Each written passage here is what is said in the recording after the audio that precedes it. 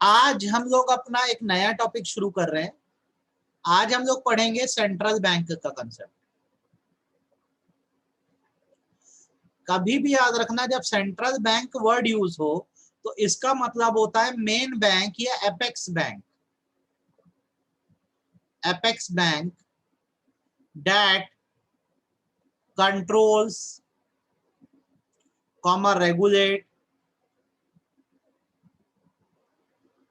and operate the entire banking system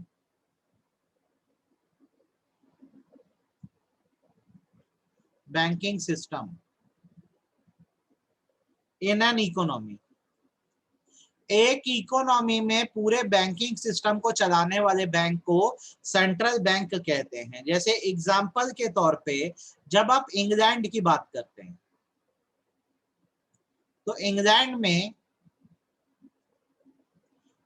में जो bank of England है वो वहां का सेंट्रल बैंक है। ध्यान से मेरी बात को सुनना, अच्छे समझना, ठीक है। यूएस की बात करते हो तो यूएसए में फेडरल बैंक है। और जब आप इंडिया की बात करते हो तो जो आरबीआई है, रिजर्व बैंक ऑफ इंडिया है, रिजर्व बैंक ऑफ इंडिया है, यह हमारे देश का सेंट्रल बैंक है जो पूरी बैंकिंग पॉलिसीज बनाता है, हमारे देश के बैंकिंग सिस्टम को चलाता है। ईमानदारी से बताओ मेरी बात समझ आई कि नहीं है? ईमानदारी से बताओ मेरी बात समझ आई कि नहीं है? सेंट्रल बैंक क्या है?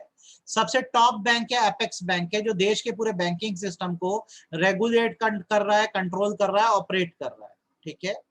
हर देश में एक ऐसा सेंट्रल बैंक रखना जरूरी है। जैसे इंग्लैंड में जो है वो बेसिकली क्या है, बैंक ऑफ इंग्लैंड है, ठीक है। यूएस में फेडरल बैंक है, इंडिया में आरबीआई है, ये सेंट्रल बैंक कहलाते हैं। इनका काम बेसिकली क्या होता है, अपने देश के पूरे बैंकिंग सिस्टम को चलाना। अब आपको मेनली इसमें पढ़ना क्या होता है और आपको सेंट्रल बैंक के आरबीआई से मतलब क्या, आप ये समझो। आपको ये पता होना चाहिए कि किसी देश के सेंट्रल बैंक के मेन फंक्शंस क्या होते हैं। What are the functions of central bank.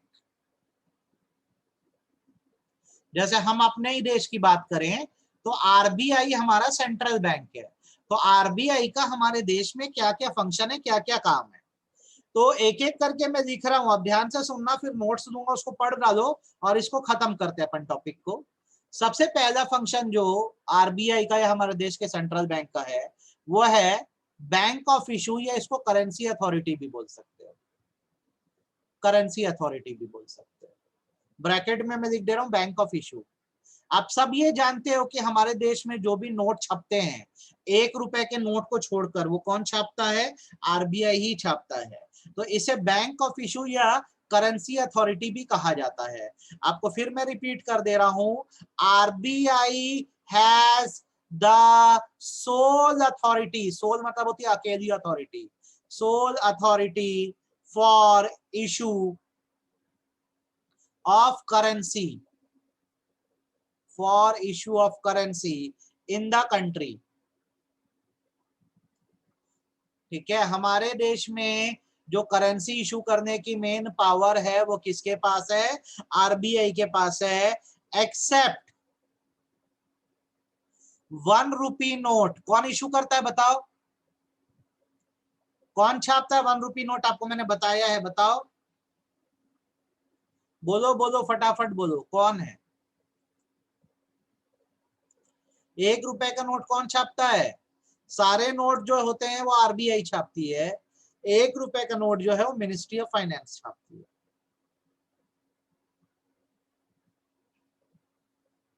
Ministry of finance छापती है, ठीक है।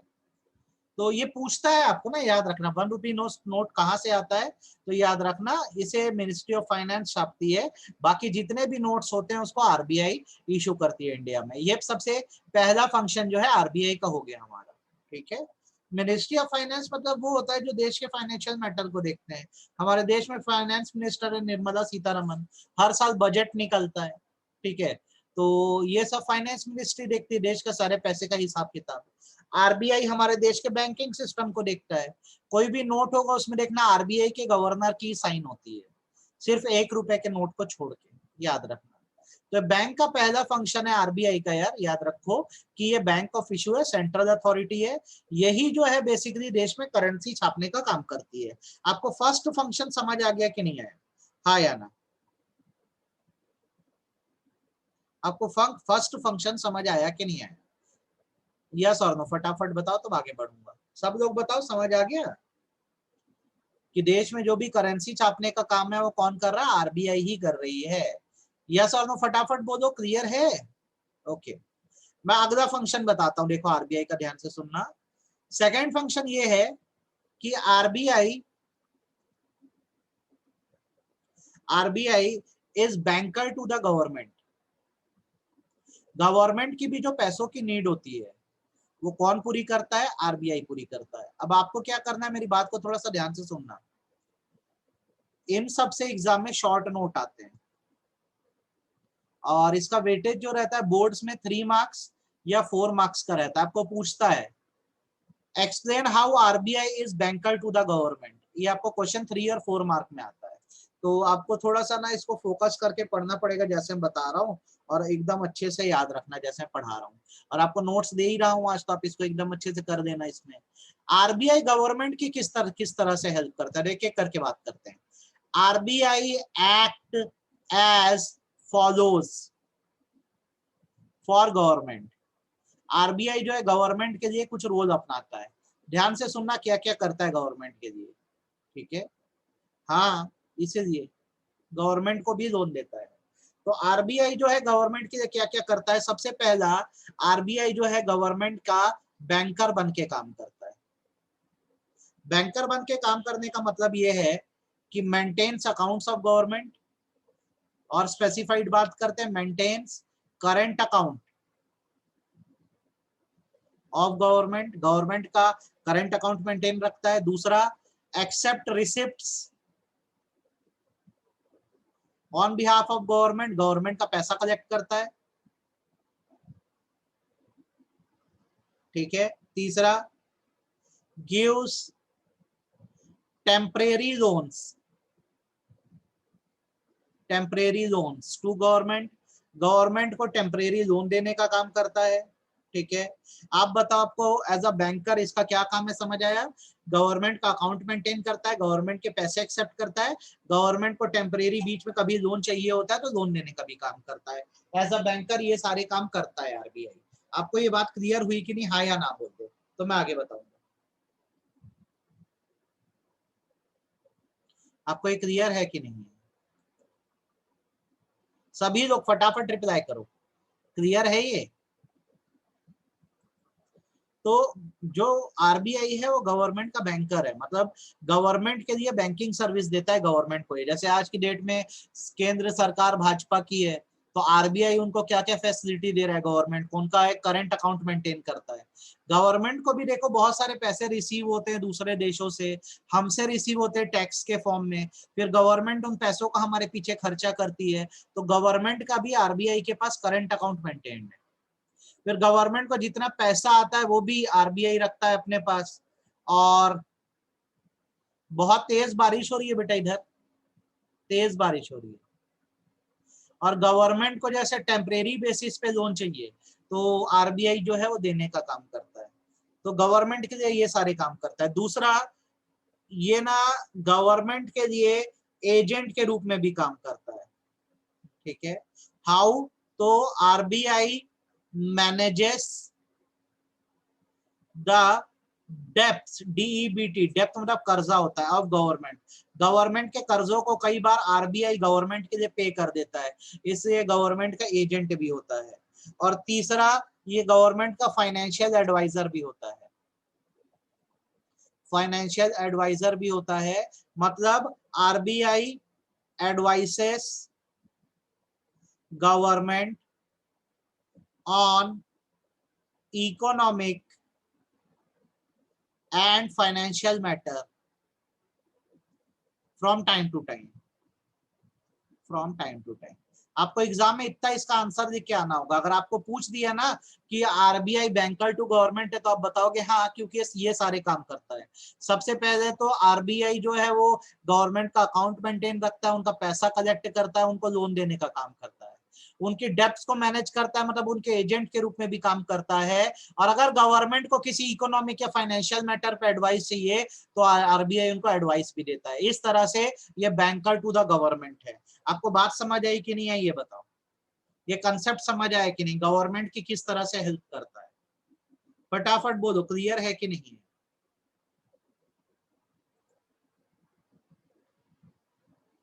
कहीं कोई डाउट छोटा मोटा? तो देखो आपने क्या किया है, आरबीआई के फंक्शंस केवल पढ़ने हैं आपको। आपने सबसे पहला पढ़ा ये करेंसी अथॉरिटी है, मतलब देश में जितने भी नोट इशू हो रहे हैं वो आरबीआई कर रहा है।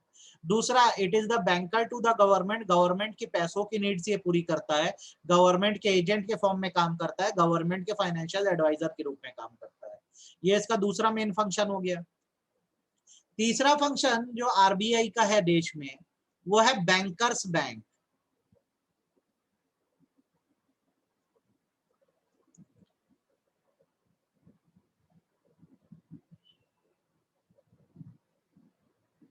कहां पे बता? ये 3 और 4 मार्क्स के क्वेश्चन आते हैं बेटा, इससे 3 और 4 मार्क्स के क्वेश्चन आते हैं। बैंकर टू द गवर्नमेंट से क्वेश्चन आता है, इसको अच्छे से एकदम कर दो, ठीक है। देन बैंकर्स बैंक की जब हम बात करते हैं तो इसका मतलब होता है RBI act as banker for other commercial banks, other commercial banks. आपको एक चीज मैं सिखा रहा हूं, बहुत ध्यान से सुनना, अच्छे समझना। जैसे एक नॉर्मल बैंक है जिसको हम कमर्शियल बैंक बोलते हैं, जैसे एसबीआई हो गया, पंजाब नेशनल बैंक हो गया, ये पूरे ट्रांजैक्शन किसके साथ करता है आप बताओ? कोई भी बैंक है तो उसका ट्रांजैक्शन किसके साथ होता है ये बताओ? अगर आप एक बैंक चला रहे हो तो आप किससे डील करोगे? आप पब्लिक से डील करोगे, आप पब्लिक से डील करोगे, तभी तो देश का बैंकिंग सिस्टम चल रहा है। कमर्शियल बैंक्स जो होते हैं अक्सर वो पब्लिक से डील करते हैं, लेकिन हमारा आरबीआई जो होता है वो बैंकर्स बैंक है, बैंकों का बैंक है, इसको पब्लिक से मतलब नहीं है, ये डील करता है बैंकों से। इसलिए सारे जो कमर्शियल बैंक होते हैं वो पब्लिक बैंक होते हैं, और जो हमारा आरबीआई है उसको बैंकर्स बैंक बोला जाता है। सारे बैंकरों का बैंक कौन है? आरबीआई। क्योंकि आरबीआई का रिलेशन पब्लिक से नहीं है, पब्लिक से रिलेशन कमर्शियल बैंक बनाते हैं, आरबीआई का रिलेशन जो होता है वो कमर्शियल बैंकों के साथ होता है। ईमानदारी से बताओ, इतनी बात समझ आई कि नहीं आई?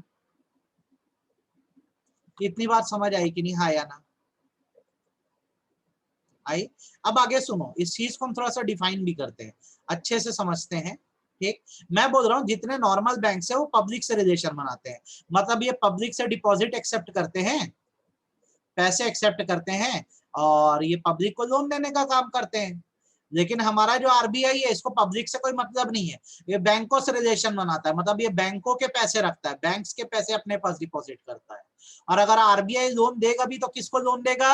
नॉर्मल बैंकों को ही लोन देगा, इसलिए इसको बैंकर्स बैंक बोला जाता है। तो इस चीज को हम प्रूफिंग करने के लिए कुछ पॉइंट्स लिखते हैं जिससे ये चीज क्लियर हो जाए, ठीक है।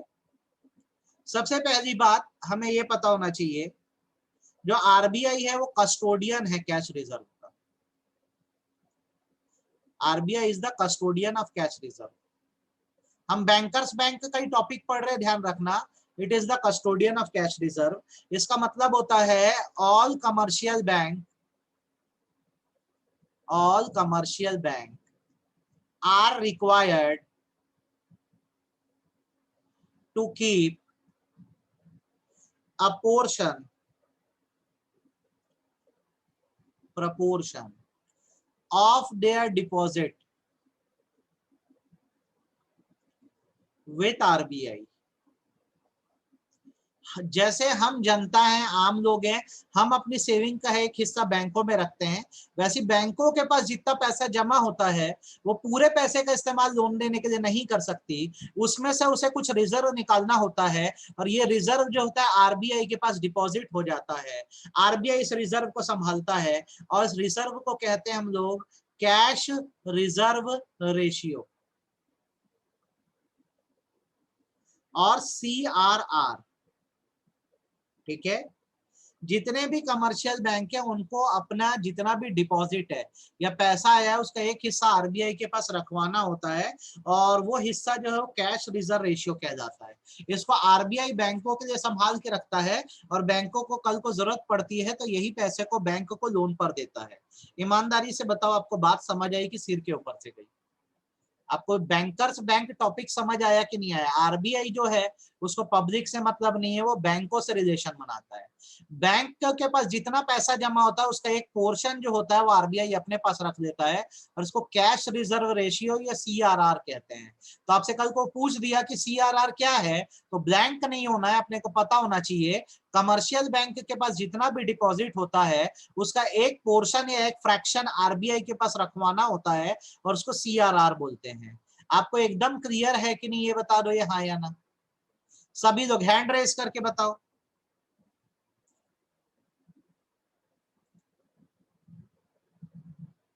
LRR एक ब्रॉडर टर्म है बेटा, अभी समझा देता हूं, उसको भी समझ जाओगे तुम। LRR एक बड़ा टर्म है, CRR उसका एक पार्ट है। ठीक है, यहाँ पे अपन इसको ना थोड़ा सा पोस्टमार्टम करके समझ देते हैं। जब हम मनी क्रिएशन पढ़ रहे थे तो हमने एक LRR का कंसेप्ट पढ़ा था। इसका मतलब होता है लीगल रिजर्व रिक्वायरमेंट, मतलब बैंकों को एक अमाउंट अपने रिजर्व से निकाल के रखना होता है। अब ना ये दो प्रकार का होता है, एक क्या जाता है CRR, मतलब बैंक जो रिजर्व किसके पास मेंटेन करते हैं, आरबीआई के पास मेंटेन करते हैं, उसको CRR बोलते हैं। और दूसरा SLR भी होता है। SLR का मतलब होता है स्टैट्यूटरी लिक्विडिटी रेशियो, ये वो रिजर्व है जो बैंक खुद के पास रखते हैं। तो ये दोनों को मिलाकर जो बनता है उसको LRR बोलते हैं। आपके जितना भी पैसा आएगा जो आप बचाते हो वो लीगल रिजर्व रिक्वायरमेंट है, उसमें से आरबीआई के पास जो जमा होता है वो CRR कैश रिजर्व रेशियो कहलाता है, और जो बैंक अपने पास रखता है उसको SLR बोलते हैं। जैसे बैंक के पास 100 करोड़ रुपए डिपॉजिट का आया, ठीक है, अब आरबीआई ने बोला हमारे पास कभी भी जैसे 100 करोड़ है तो 10 करोड़ हमारे पास डिपॉजिट किया करो, तो हमने 10 करोड़ आरबीआई के पास डिपॉजिट कर दिया, तो ये कह जाएगा CRR। और 20 करोड़ हमने अपने रिजर्व में डाल दिए, बैंक के खुद के रिजर्व में, तो ये कहलाया SLR। और आपसे कोई पूछेगा कि बैंक ने टोटल रिजर्व कितना निकाल के रखा है, तो आप बोलोगे बैंक ने आरबीआई के 10 करोड़ जमा किया, खुद के पास 20 करोड़ का रिजर्व रखा, तो बैंक का टोटल रिजर्व 30 करोड़ का है। अच्छे से बात समझ आई कि सिर के ऊपर से गई, ये बता, बात समझ आ गई कि सिर के ऊपर से गई? फटाफट बोलो। हाँ यार, क्लियर है?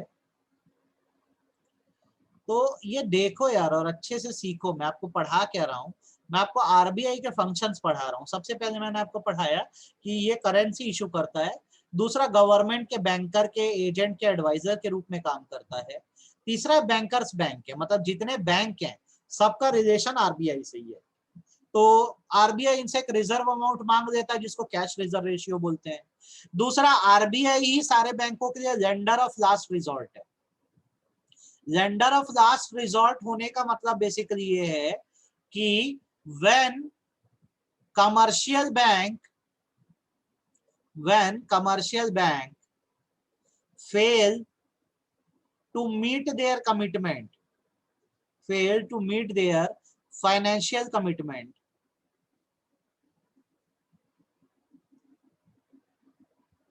and they require loan,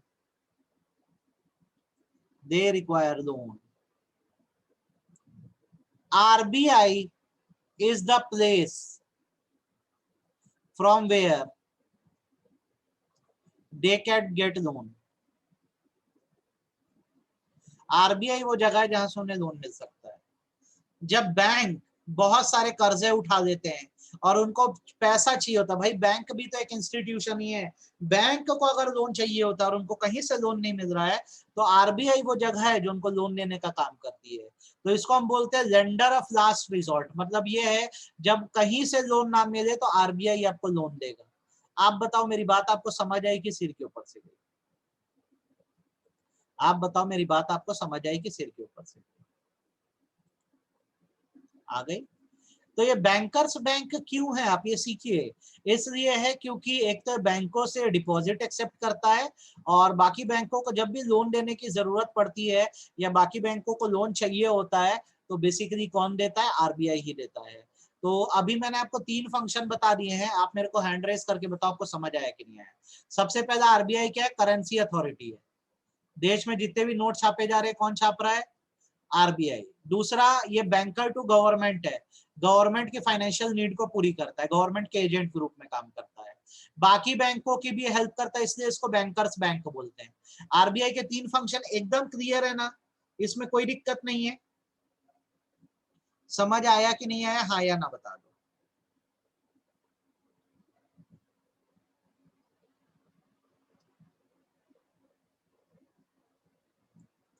आ गया?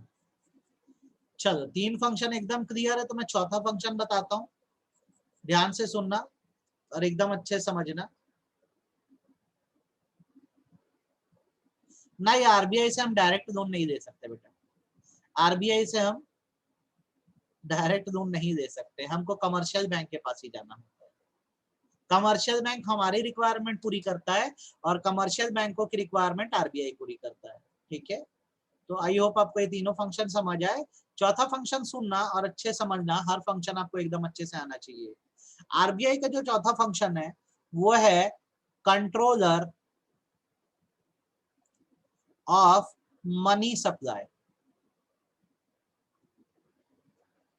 And credit. मतलब देश में कितना कर्जा दिया जाएगा, कितना लोन दिया जाएगा, नहीं दे सकता, किसी को नहीं दे सकता आरबीआई लोन।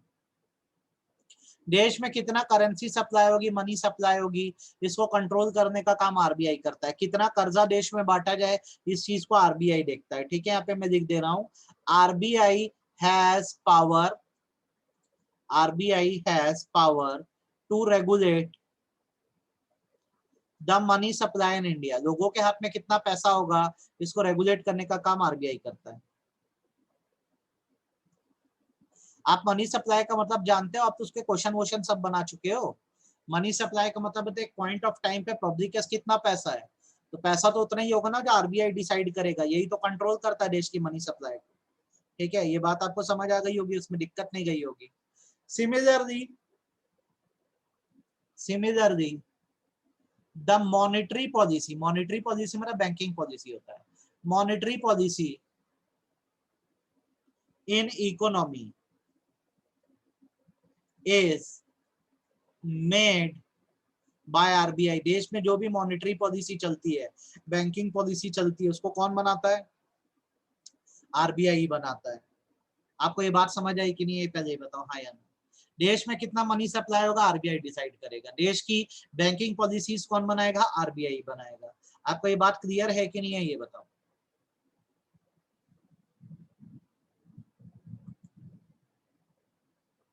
क्लियर। अब इसमें ना आपको 2 कंसेप्ट पढ़ा रहा हूं, आप एक बार में समझ लेना। 2 नहीं, एक्चुअल में 3 पढ़ा रहा हूं, आप थोड़ा सा ध्यान से सुनना।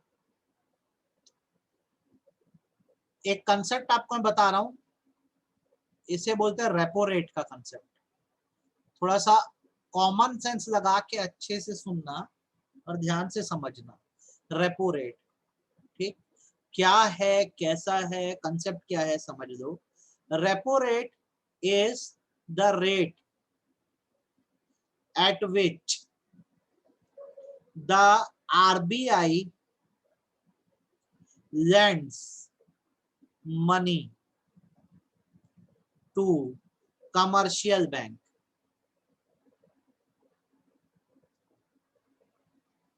for meeting short-term needs. Term needs, ठीक है। in exchange of securities such as shares, bill of exchange. ध्यान से सुन लेना, अच्छे से समझ लेना। ये है आरबीआई और यहाँ पे एक बैंक है, कोई भी एक बैंक देते हैं जैसे एसबीआई। एसबीआई को पैसों की जरूरत पड़ी, आरबीआई बोलता है मैं लोन देता हूँ। तो आरबीआई ने क्या किया, एसबीआई को लोन दिया। तो ये लोन फ्री में दिया है कि इंटरेस्ट चार्ज करेगा इस पे, ये बताओ। लोन फ्री में दिया है कि इंटरेस्ट चार्ज किया जाएगा इस पे, आप बताओ। आरबीआई ने एसबीआई को लोन दिया है तो फ्री में दे दिया है कि इस पे ब्याज देगा, वो इंटरेस्ट देगा, इंटरेस्ट देगा ना। तो मान लो 10% इंटरेस्ट, आरबीआई बोलता है मैं आपको लोन दे रहा हूं, आप मेरे को 10% इंटरेस्ट के साथ वापस करना। तो ये जो 10% है ये रेपो रेट कहलाता है, ये 10% रेपो रेट कहलाता है। आरबीआई जो है वो बोलता है एसबीआई को कि मेरे से लोन ले लो और 10% इंटरेस्ट के पास साथ वापस करना। तो ये जो रेट ऑफ इंटरेस्ट है इसको रेपो रेट बोला जाता है। और एसबीआई को यहाँ पर ना लोन लेते समय, जैसे हम लोग भी तो गिरवी रखाते हैं, कुछ सिक्योरिटी रखवानी पड़ती है, गिरवी रखवाना पड़ता है। जैसे आरबीआई अपने पास पड़े सारे बिल ऑफ एक्सचेंज यहाँ गिरवी रखा देता है, अपने शेयर्स गिरवी रखा देता है, ताकि कल को अगर एसबीआई पैसा ना पे कर पाए तो आरबीआई इनको बिकवा के अपना पैसा रिकवर कर सके। अब आप बताओ ये बात समझ आई कि नहीं आई आपको, कि सिर के ऊपर से गई? कोलैटरल रखवा देता है, उन्नति एकदम सही बोला आपने। कोलैटरल के तौर पे बिल ऑफ एक्सचेंज या शेयर्स रखवा देता है। आपको समझ आया कि नहीं रेपो रेट क्या होता है ये बताओ। आ गया। अब इसका इफेक्ट सिखा दे रहा हूँ, इफेक्ट भी सीख लो थोड़ा सा, डाउट नहीं आना चाहिए आपको। इफेक्ट सिखा रहा हूँ और आप खुद सोचना और मेरे को बताना क्या होना चाहिए इसमें। हाँ बैंक के भी शेयर्स होते हैं ना बेटा। आपको मैं एक इफेक्ट सिखा रहा हूँ, आप बताना आपको इफेक्ट समझ आएगा कि नहीं। एसबीआई जो है ना जनरल पब्लिक को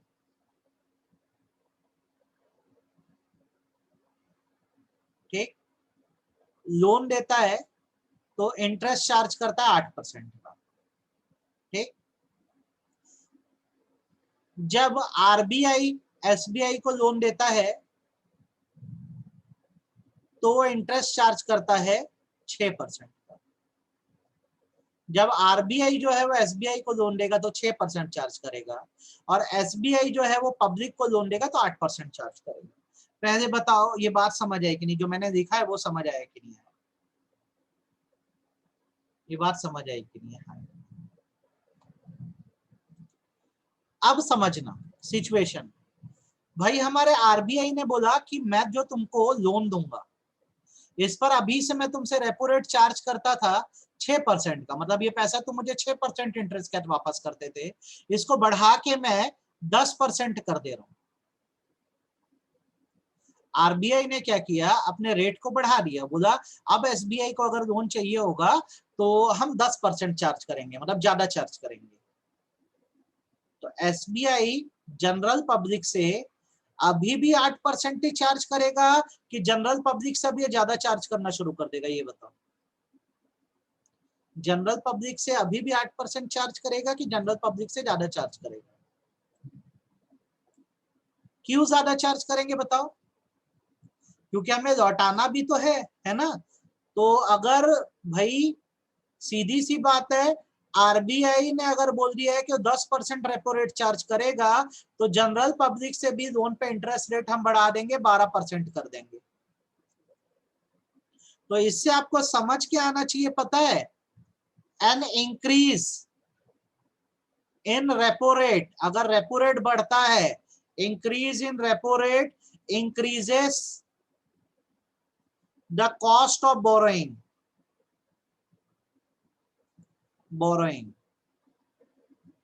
और lending rate of bank,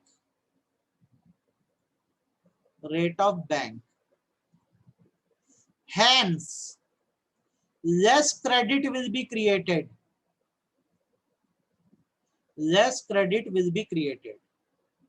लोग लोन ही नहीं देंगे ना, इतना ज्यादा रेट ऑफ इंटरेस्ट है, 12% है, तो कौन जाके लोन लेगा? तो कम लोन मिलेगा।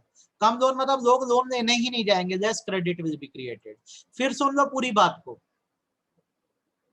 फिर सुन लो, अगर बैंक अपना आरबीआई रेपो रेट बढ़ाता है तो बैंकों को भी अपना लेंडिंग रेट बढ़ाना पड़ जाता है। लेंडिंग रेट वो रेट होता है जिसपे बैंक लोन देते हैं, तो इससे क्या होगा? क्रेडिट कम क्रिएट होना शुरू होगा।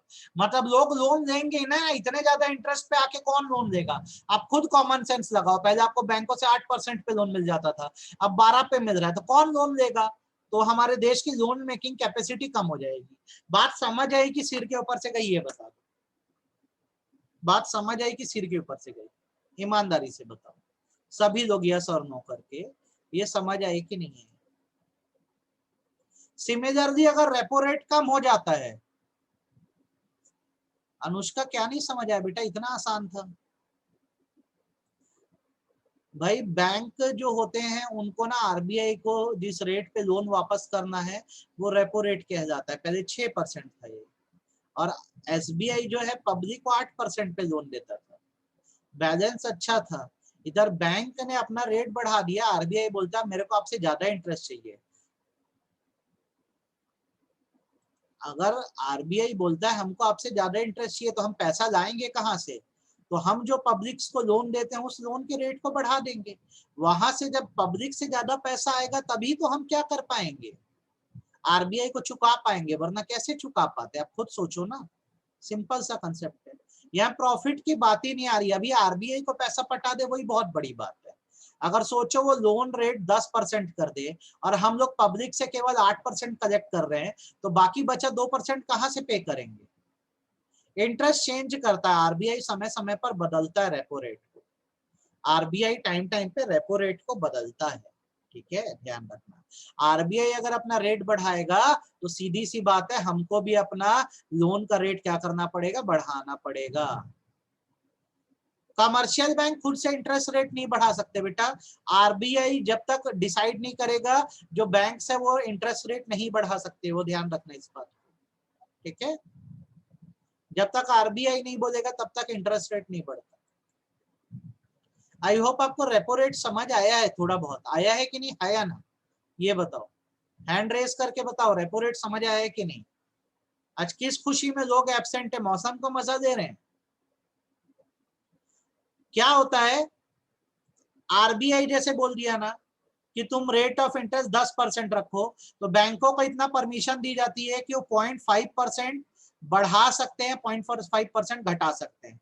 इससे ज्यादा का मार्जिन नहीं होता। देखना, अगर कोई एक बैंक का 8.5 होगा तो अगले बैंक का 9 होगा, तो किसी बैंक का 8% होगा। आरबीआई बोलता है देखो मैं प्रेशर नहीं डालता हूं, मेरे हिसाब से ये रेट ऑफ इंटरेस्ट होना चाहिए, तुम 1-2% ऊपर नीचे कर सकते हो। आरबीआई का ये कहना होता है।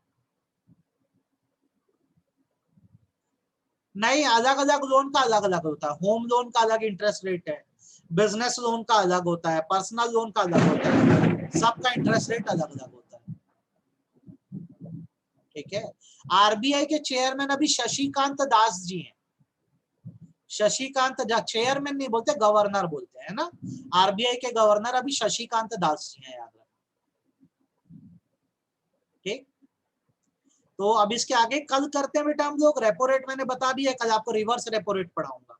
आज आपको इसका रिकॉर्डिंग भेजता हूँ, आप थोड़ा सा इसको पढ़ देना अच्छे से, ठीक है। वो ईशान सर को मैंने पुरानी 2 क्लास का भी बोला है, वो भी आपको भेजेंगे, ठीक है। आप लोग ये चैप्टर को बहुत अच्छे से देख लो, अच्छे से सीख लो बेटा।